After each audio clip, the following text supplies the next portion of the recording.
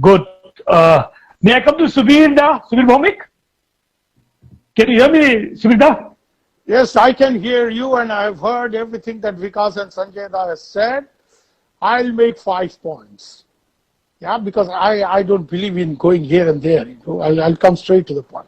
Number one, you have an interlocutor in Nagaland today who says this issue is not political. What is it? Is this not a new thing? Everybody who has negotiated with the Nagas in the 1960s, 70s, later on, I've been involved in 2 or 3 phases. Like Sanjay Da was sent by Narasimha Rao. I was not sent by anybody. But I was asked by Arun Prasad Mukherjee, who was officer on special duty, former CBI boss, to Indrajit Gupta, the first communist home minister of this country, to link them up with the Nagas. So I have my share of, backroom dialogues which I've been involved in. The thing is, nobody ever said that the Naga issue is not political. Why would then the state of India get involved? Just send the army in and hammer these guys. Here is an interlocutor who has the temerity to say, and let me say this loudly so that he can hear it in his bloody Raj Bhavan, that this issue is not political. Come on, what are you talking about? So send in the Assam Rifles. Like B.N. Malik recommended in 1950, send in the Assam Rifles, hammer the Nagas, probably sort it out. We are therefore in a very dangerous situation at the moment that we have a similar resurgence. You're talking of resurgent Manipur? You have a resurgence of stupidity in Delhi and their satraps and lieutenants in Northeast who are saying Naga issue is not political. What is it then? Is it something of a mattress on which you are supposed to sit or a car which you are supposed to drive? What the hell is Naga issue? First, let these guys define. As Sanjay Da rightly said, center is a factor. And the center is a factor sometimes for the right reasons and sometimes for the wrong reasons. And here, the center is getting its act wrong. They're getting it wrong because they are allowing an interlocutor, a police officer, he only understands law and order, okay? The trouble is, the Bodo issue Vikas was talking about, there was a very nice new thing in the Bodo issue. And Mr. Mathur, who sorted this problem out, will own up because of his close interaction with me, because we have been several times, you have said, that try to get all factions on the table. If you have a dialogue with everybody on the table, and if you have an agreement signed by everybody, then you don't have trouble in future. Don't do another Shillong Accord, right? And now here is this man who is saying, if necessary, I'll keep the IM out, and I'll bring the other Naga groups, and I'll have a settlement. You want to deal with Trinamool Congress, and you'll say, I'll leave Mamata Banerjee out. And I'll deal with Partha Chatterjee and some 2-bit politician in some, small-time Calcutta locality. What the hell are these people talking about? I'm very angry because I see this whole thing falling apart because of what these people are saying, and what they are saying reflects what they have in mind. This is number one. So first, agree that the Naga issue is political. Send a chap here to negotiate who is political, not one of these police guys. Okay? Keep them out of the picture. We don't have a Parthasarathi today, and this is very serious. Subida. Yeah, what do you? Subida. Yeah. Subida, can you hear me? Yeah, I can. Can I edge in a question for you? No, don't bring in a question. Let me make my 5 points first. Yeah, don't interrupt in between. Because, please listen. This is number one. First, admit Naga issue is political. Secondly, make it transparent. Sanjay Da was very right when he said, these dialogues are held backroom. Why has Mr. Muiva also accepted this situation? Why is he not transparent? He is coming out with a leak here or a leak there, sometimes saying something to Karan Thapa. Why is he not transparent? Why is he agreed so long not to be transparent and hold all these dialogues in total secrecy? The Naga people have a right to know. So, make this entire dialogue transparent. Number 3, bring everybody on the table. Now, I'm not saying reinvent the wheel. I'm not saying go back on everything that has happened so far.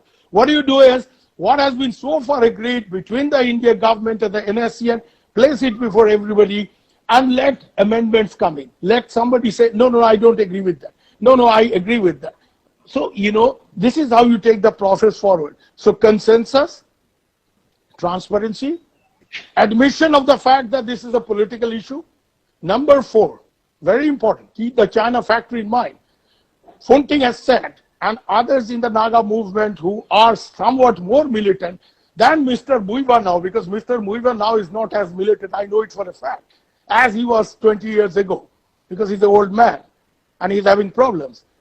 You see, don't forget, he's the first guerrilla leader of the subcontinent to have taken his boys to China for training at the peak of cultural revolution. I stress this point.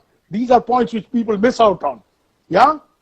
Because he went through this entire political process, which many others didn't. Yeah, the process of the Chinese state brainwashing in a certain way. Cultural revolution, you know what it means, I hope. So the point here is, think of the China factor. That if you are not able to sort this problem out, the Chinese are there to take advantage of it. You finger them in Tibet, they will finger you here. The fifth point is absolutely important. The Naga issue, Sanjay Da was right, holds the key to a solution, a future comprehensive settlement of Northeast. If you can't tackle the oldest problem in the region, you're not going to be able to tackle some of the other problems that exist. And this is the time to actually address the whole issue holistically. That here is the Naga issue, and in the Naga issue, there are two key things. Yeah, do you need a separate state, which is standalone Naga state, or can you accept that Nagas living in some other state and living peacefully? You know, there is a case for multi-ethnic states in Northeast that one needs to address. Because this region, apart from the two princely states of Manipur and Tripura, was part of the greater Assam thing which fell apart, and therefore there is a bit of confusion whether the successor states of Assam, or the states that were carved out of Assam to be more precise, should be single ethnic states. It's never possible in Northeast to do that. Even Meghalaya. Yeah, you have Khasis, you have Jaintia, so somebody will say, I want a Garo land. How do you put an end to this? You accept the basic principle that states in Northeast need to be multi-ethnic, and there needs to be a level of tolerance for the other. Okay? So just don't say, I'm majority here so I can thrash the other guy around. You know, that guy is likely to be a majority somewhere else and can turn around and thrash you there. So, you know, don't try this, games. So these are the 5 key points that need to be absolutely addressed first. And the most important is admission of the Naga issue as a political issue, not a military issue. It should not be seen through the eyes of policemen, intelligence officers. I mean, Mathur is an intelligence officer, very smart. He played a role in 1980s in the Mizoram Accord. You know, he was an officer with the Intelligence Bureau then. He was the AD of Aizawl. And he has done this Bodo Accord because he's prepared not to split these groups and play them against each other, which is the Shamdam Dandabhed of Kautilya, which some of these mandarins in Delhi are very interested in. You must remember one last thing that I want to make is when you split up these groups, it helps when you are fighting them militarily, because dissipation of military energy. Yeah, these groups are different. You hammer this group here, that group there, and they are in isolation. They are not fighting you together. When you try to bring them together for a political resolution, these divisions are a problem. Because then Bhindranwale will turn around and say, Longewal kya sardar hai? Main usse bada sardar hu. So, I'm going to fight on. Yeah, you have a Shillong Accord and Muiva says, no, I'm going to fight on. Here, Muiva has a solution and somebody else will say, I'm going to fight on. So, you know what? These divisions that the Indian state is so good at, because of this Brahminical tradition of statecraft, does not work when you want a resolution of the conflict. It works very well when you are trying to tackle the problem militarily. Hopefully, you get this out of your head, that the Naga problem is not a political problem. Yad Raj Bhavan Kohima needs to understand this before everybody else. Or he needs to go back, and Delhi needs to send some proper political person with proper political grounding. We need a Parthasarathi now. We need a R.D. Pradhan now. We don't need these Thullas. You understand Thullas? Police wallahs, who want to understand, this is not a political, what is this then? You send it to Assam Rifles, just see the consequences. Just see the consequences. Don't forget one thing. The NSCNIM, when it went to the peace talks in 1997, was a guerrilla group of 3,000 strong. Today they are 8,000 at the very least. And they have got weapons from different parts of the world. They have even got American rifles. So you are trying to create problems here. Nagaland is not Kashmir. Kashmir में तंजीम को आप संभाल लिए होंगे किसी तरह, यहां संभालना बहुत मुश्किल हो, पर्टिकुलरली चाइना जब खेल कूद करेगा तो दिल्ली में बहुत लोगों का But Subhida, can we come to the specific of what, Subhida, या Subhida, can we come to the specific of what is the contentious issue right now with the NSNM and the GY? Well, the contentious issue is what Sanjay Can you Hazarika come to flagged that? at the very beginning. That if you have denied the Kashmir is a flag We in the have to- constitution, how, wait a minute, let Yeah. me, don't ask question in between. Yeah, so you have done away with the flag and the constitution there. Now, here is a huge contradiction. The Indian state till recently had promised to settle the Naga problem through the principle of special federal relationship. Now you are saying we can't give them a flag, we can't give them anything. So what is the special federal relationship? Going and having chole bhature in Delhi, is that special federal relationship? So here a lot of cliches have been floated. Special federal relationship is, I always saw the Naga problem as a huge opportunity, not a liability, because this would provide India the chance to federalize in a genuine way. You know, Bajpayee said Nagas have a unique history. Everybody in this subcontinent has a unique history. I'm a Bengali. Sanjay Da is Assamese. Bano is Naga. We all have our own history, sir. And it is this beauty of this country is that we have different flowers, which adds to the beauty of this flower garden. If every flower is the same, a monolith, it doesn't make it a good, beautiful garden. So you know what? The idea of India, that's where we are coming back to. So you talk of special federal relationship that the government of India has all along promised since Devagowda started this negotiation, and suddenly you have someone here who says Kashmir mein humne ye khatam kar diya, Nagas ko kaise de denge? Kaise de denge? Obviously there is a contradiction there. Point is, are you trying to solve the Naga problem with the Danda? With Hindi, Hindu, Hindustan kind of a format? You're trying to do it, you're asking for huge, huge trouble. And especially because of your panga with China now. This can really get complicated because the Chinese state is not Pakistan. You have to understand. If the Chinese get into this business of propping up the Naga movement, and they know one thing for sure. Yeah?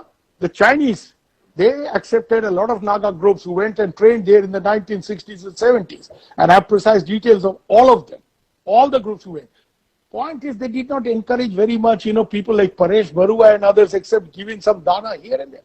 Because the Chinese exactly know who are real troublemakers, who can create real trouble for the Indian army. They know Paresh Barua can't do a thing beyond, setting off a bomb here and there for the Indian army. To challenge the Indian army, you need a guerrilla force like the NSCNI, the Naga army. The Naga army is a formidable army. They brought the self-loading rifles to this subcontinent for the first time. Don't forget it. They are the people. So, you remember the battles of Studuljuta Peak near Jotsoma and all in 1967-68 when the China trained Nagas returned. You know how many Indian soldiers died? 600 at the very least. So point is, don't underestimate the Nagas. कि यार कुछ भी कर देंगे ये मान लेंगे नहीं मानेंगे. Okay, fine. Don't underestimate the Nagas. That's well taken. But what will be the outcome of this negotiation, Subhida? See, it's been 23 years now. Rupa, yeah, what will be the outcome? Rupa, let me tell you one thing. If your train is not on the right track, it is going to meet with an accident.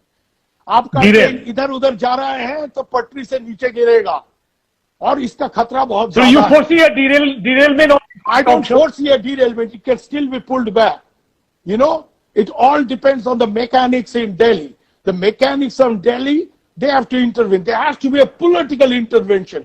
And there has to be an admission. But what are the chances of this mechanicals in Delhi going through any change?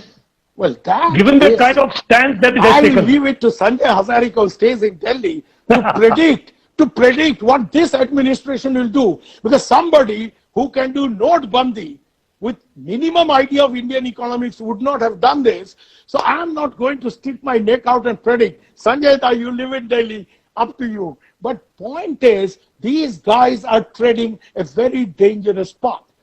And their satrap sitting in Raj Bhavan is saying this is not a political issue. Why are you negotiating for? ये ठुल्लों का मुद्दा है. Okay, This is a मामला for ठुल्लास. okay. Then I'll